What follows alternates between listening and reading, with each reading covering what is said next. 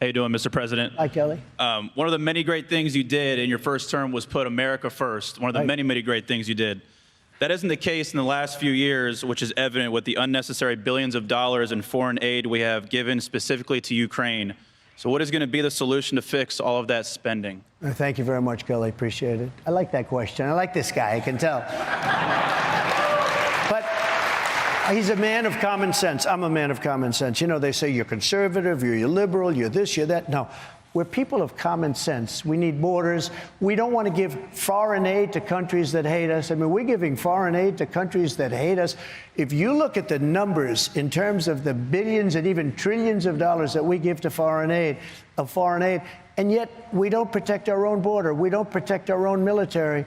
We have the greatest, you know, I knocked out ISIS. Everyone said it would take 4 years. It took me 3 months to knock out, totally decimate ISIS. We took out Soleimani. We took out al-Baghdadi.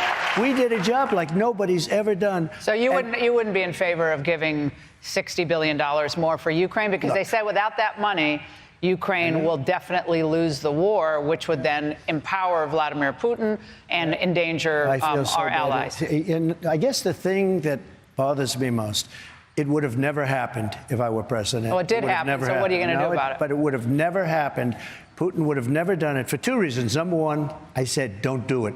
He would never have done it. And the other reason was oil prices were low. At $40 a barrel, it doesn't work. What would you At $100 a barrel, he made a fortune during this war. So what I would do is, first thing I get on the phone is with the European nations who are in for 25% of what we're in.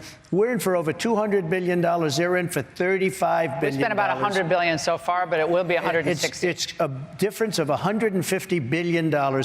They've got to start paying up. You know, it affects them much more than it affects us. We have an ocean in between us. They don't have that ocean in between. They have to start paying up. And you know why they haven't paid?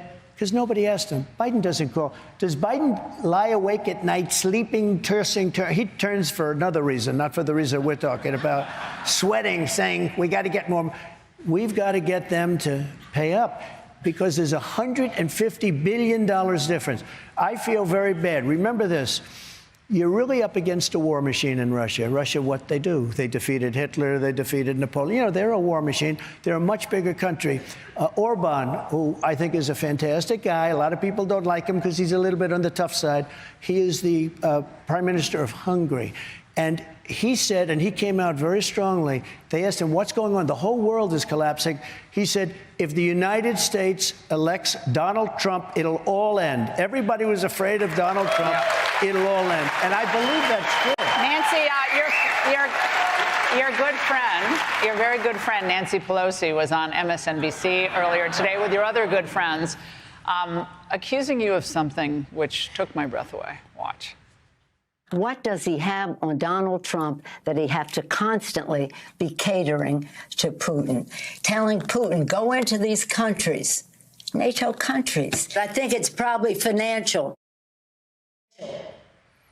Your response, she said you're going to abandon NATO and Putin has something on you. So I know the real Nancy Pelosi. She's highly overrated. Let me just tell you about Nancy.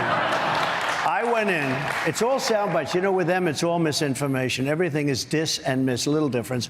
Dis and misinformation. I went in, got in, and I stopped Nord Stream 2. Most people don't know what that's the Russian pipeline. The most important economic deal, plus, I call it economic plus, much more than economic, ever. I stopped it. I told Germany, you're not having it. I told all of Europe, you're not having it. Anybody that wants to have it, they're not dealing with you. I ended it. That's the biggest deal ever in the history of Russia. They are going to supply Europe with oil and gas. I ended it. Biden comes in, and he vetoed what I had done. It was done. Nord Stream 2 was done, and he approved it. But he ended the Keystone Pipeline, which is our pipeline, which should have been approved. Yep. When people say that about Russia, and Putin would even say to me, he said, you treat us very bad. I had sanctions on Russia that nobody's ever put there before. In fact, Biden took them off. It's just misinformation. Anybody that walked in and ended, and remember this, Putin took land from every president of our last 5, except for one, me. And now he's going for the big one. He's going for all of Ukraine. No. He's going for all of Ukraine. Not just a little piece. He's Now, going for all, and that's under Biden. People around the world are expressing outrage over the death of Alexei Navalny, of course, in a horrific Russian prison. You posted on Truth Social about it. You said that his death made you more aware of the political circumstances here at home. It's happening here. Specifically your rivals. I want to give you the chance to expand on that, because obviously your opponents have used that to say, again, pro-Putin, don't care about human rights or freedom, the freedom movement. And so what does that mean when you said it made you more aware of your circumstances here? Navalny is a very sad situation, and he's very brave. He was a very brave guy because he went back. He could have stayed away. And frankly, probably would have been a lot better off staying away and talking from outside of the country as opposed to having to go back in, because people thought that could happen, and it did happen. And it's a horrible thing. But it's happening in our country, too. We are turning into a communist country in many ways. And if you look at it, I'm the leading candidate. I got indicted. I never heard of being indicted before. I got indicted 4 times. I have 8 or 9 trials, all because of the fact that and you know this, all because of the fact that I'm in politics. They indicted me on things that are so ridiculous. Fanny in Atlanta.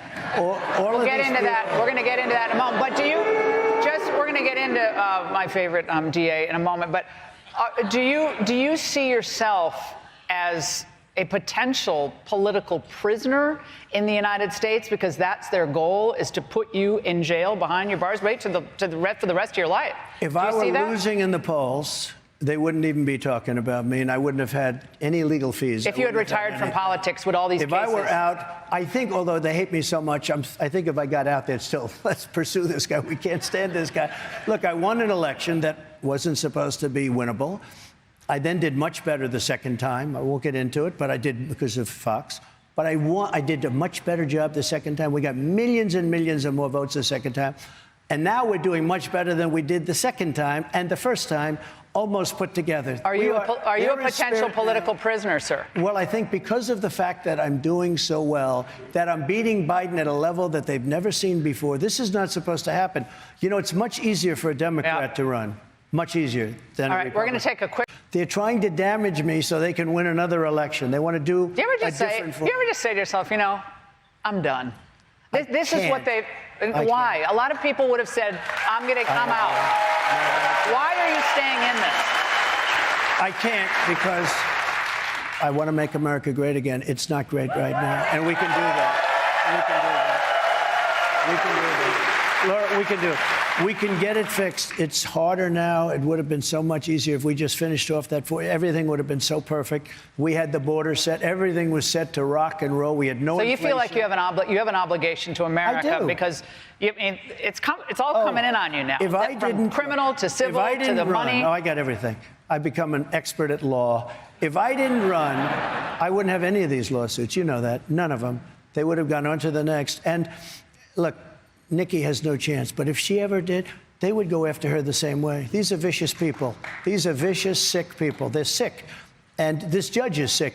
He got overturned on this case so far, overturned by the appellate division 4 times already on this case. Do you expect the Supreme Court's going to overturn this? You're going to have to preserve your federal claim here below. Correct. So you're going to have to say, we have a constitutional claim here against this excessive fine. And so there are constitutional hurdles you're going to have to cross. Are you going to expect the Supreme Court would interfere in a state court decision? I've never seen such support on a decision before.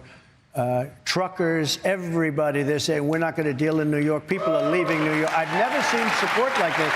I think there's a lot of pressure on the court system of New York to do what's right. You borrow a small amount of money by comparison. You pay it back. The bank is in love with you. And by the way, this is a time, and a lot of the audience says, no, banks are doing very badly with commercial loans. They're not getting their money back. They're in default, everything. This was a perfect loan. I did a favor to this bank. I borrowed money. I paid it back. It was already done. Just 1 second. I pay it back. And then this guy uses this. It was just a weapon. They come after me, and they charge me many times the money that you're talking about. $355 million fine for a perfect loan. Where the bank was happy, the insurance companies, everybody's happy. And even he, in his statement, he said Trump did nothing wrong.